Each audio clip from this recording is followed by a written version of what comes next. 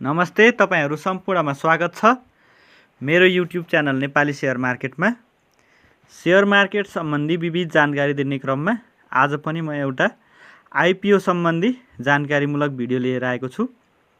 Video अन्तिमसम्म हेरेर साथ दिनु होला, साथै च्यानललाई सब्स्क्राइब गरेर बेल आइकन पनि थिचिदिनु होला।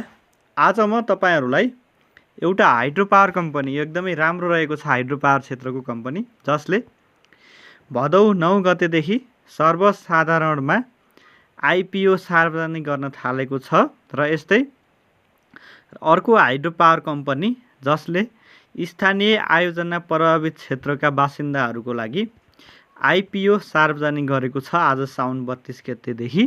उक्त दुई कम्पनीहरूको कति आइपिओ सार्वजनिक गर्दैछन् र यी कम्पनीहरूको वित्तीय अवस्था कस्तो छ भन्ने विषयमा म तपाईहरुलाई जानकारी दिनेछु। भिडियो एकदमै जानकारीमूलक छ, भिडियो स्किप नगरिकिन अन्तिमसम्म हेर्नु होला। तेह्रथुम पावर कम्पनी लिमिटेडले यही भदौ 9 गतेदेखि सर्वसाधारणको लागि प्राथमिक शेयर आइपिओ निष्कासन गर्न थालेको हो र यस तेह्रथुम पावर कम्पनी लिमिटेडले करिब 8 करोड रुपैयाँ बराबरको प्राथमिक शेयर अर्थात् आइपिओ निष्कासन गर्ने भएको छ।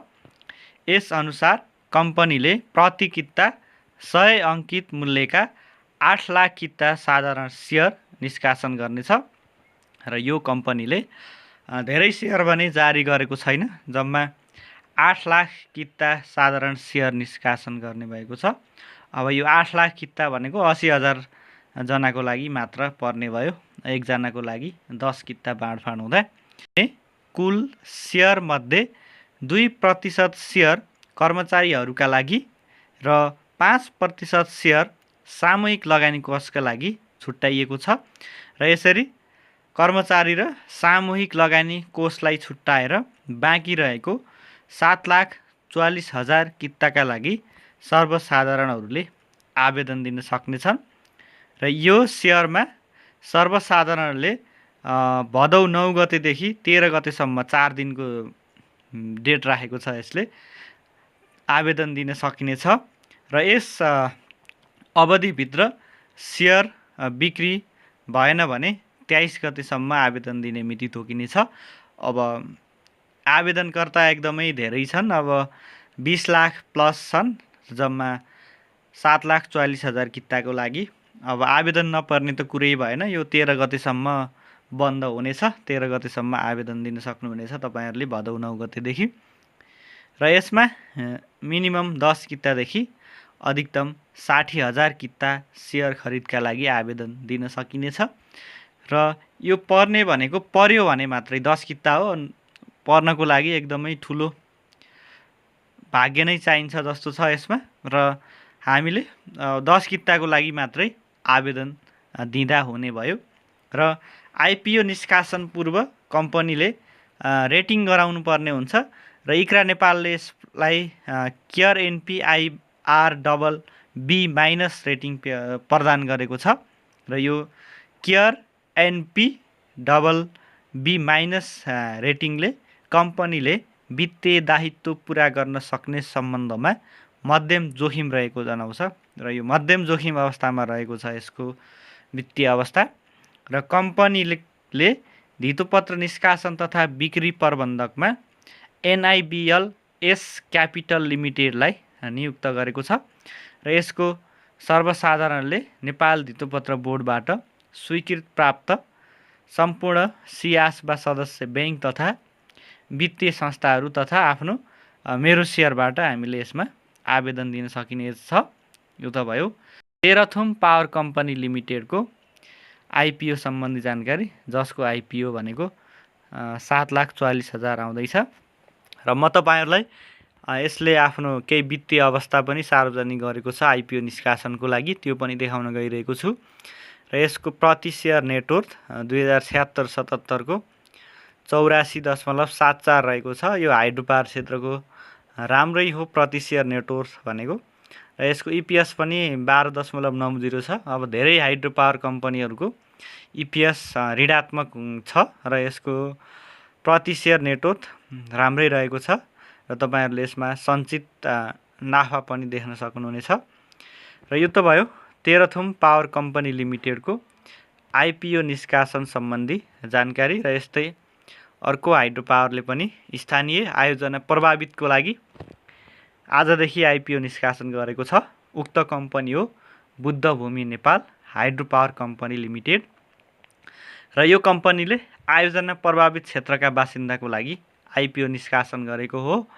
प्रति मेगावाट लागत 23.8 करोड रुपैयाँ रहेको यो कम्पनीले प्रति साधारण शेयर 100 रुपैयाँ अंकित दरका 12 लाख किता साधारण शेयर मध्ये आयोजना प्रभावितका लागि 4 लाख किता शेयर निष्कासन गरेको छ।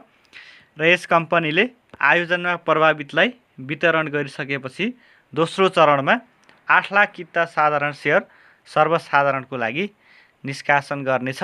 र कहिलेदेखि वितरण गर्ने सर्वसाधारणलाई भन्ने चाहिँ मिति तोकिएको छैन। र यो आयोजना प्रभावितलाई बाँडिसके पछाडि सर्वसाधारणले आवेदन दिन सक्नेछन्। आयोजना प्रभावितले भदौ 14 गतेसम्म आवेदन दिन सक्नेछन् भने सो बेलासम्म निष्कासित शेयर बिक्री भएन भने भदौ 29 गतेसम्मको लागि आवेदन दिन पाइने भनेर जनाएको छ। र इच्छुक आयोजना प्रभावितले न्यूनतम 10 कितादेखि अधिकतम 50,000 कितासम्मका लागि आवेदन दिन पाउने व्यवस्था गरिएको छ। र यस बुद्धभूमि नेपाल हाइड्रो पावर कम्पनीमा नुवाकोट स्थित ज्योति विकास बैंकका शाखाहरू बट्टार, त्रिशुली, रातमाटे, रानीपौवा, समुद्रटार, देउराली, समरी र गल्छी, त्यस्तै प्रभु बैंकका शाखाहरू बट्टार, महादेव फाँट अनि सिभिल बैंकका शाखाहरू ककनी एक्सटेन्सन, काउन्टर, कपन, गोङ्गबु, टोखा, स्वयम्भू, मुख्य शाखा सिटिसी मल, चाबैल र सेन्चुरी बैंकको बेलकोटगढी शाखाबाट पनि यसमा आवेदन दिन सक्नुहुन्छ। र यो कम्पनीले नुवाकोट जिल्लामा 4.993 मेगावाट क्षमताको तल्लो टाँडीखोला जलविद्युत आयोजना निर्माण गरिरहेको छ। यो कम्पनीको लगानी फिर्ता हुने अवधि, जसलाई हामीले पे ब्याक पिरियड भनिन्छ, 5.49 वर्ष रहेको छ। र यस कम्पनीको आइपिओ सम्बन्धी सम्पूर्ण कामहरू सिभिल क्यापिटल मार्केट लिमिटेडले गर्नेछ। यसको आइपिओ दोस्रो बजारमा आइपिओ सार्वजनिक गर्ने, बाँडफाँड गर्ने सम्पूर्ण काम यही सिभिल क्यापिटल मार्केट लिमिटेडले गर्नेछ। र यस बुद्धभूमि हाइड्रो पावर कम्पनी लिमिटेडको आइपिओमा साउन 32 गतेदेखि भदौ 14 गतेसम्म स्थानीय आयोजना प्रभावित नुवाकोटका बासिन्दाहरूले आवेदन दिन सक्नेछन्। र यस्तै जानकारीमूलक भिडियो लिएर म फेरि पनि उपस्थित हुनेछु। मेरो च्यानललाई सब्स्क्राइब गर्न नभुल्नुहोला। धन्यवाद।